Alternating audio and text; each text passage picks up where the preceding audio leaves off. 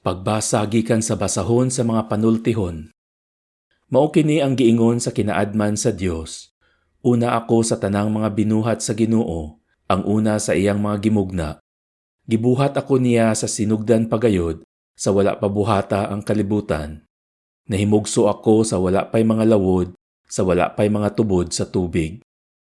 Didto na ako sa wala pa ang kabukiran ug kabungturan.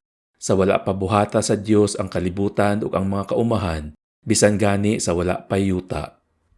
Didto na ako sa pagpahimutang niya sa langit, sa paghikyad niya sa gitagbuan sa langit ug sa yuta, latas sa kadagatan, sa paghayhay niya sa mga panganod sa langit, sa pagpabuhagay niya sa mga tuburan sa kalawran, ug sa pagsugo niya sa mga tubig sa dagat sa dili paglapas sa ilang utlanan.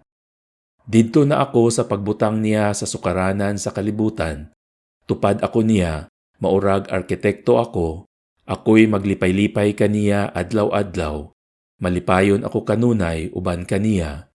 Malipayon ako uban sa kalibutan ug sa katawhan.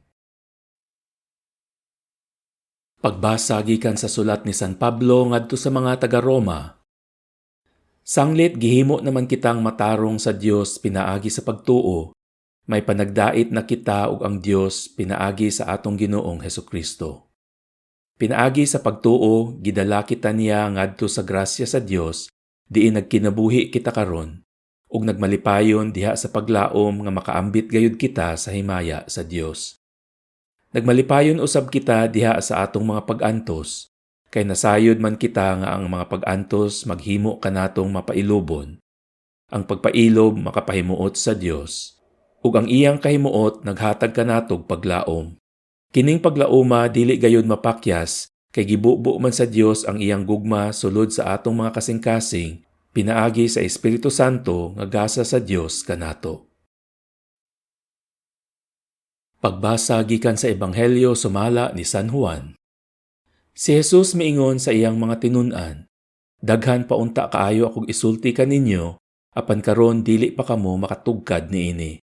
Apan inigabot sa Espiritu sa kamatuoran, tultulan kamo niya sa tibuok kamatuoran."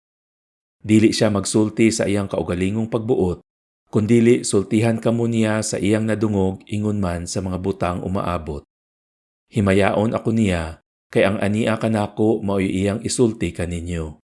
Ang tanan nga iya sa amahan akoa, busa giingon ko nga dawaton sa Espiritu ang ihatag ko kaniya ug isugilon niya kini kaninyo.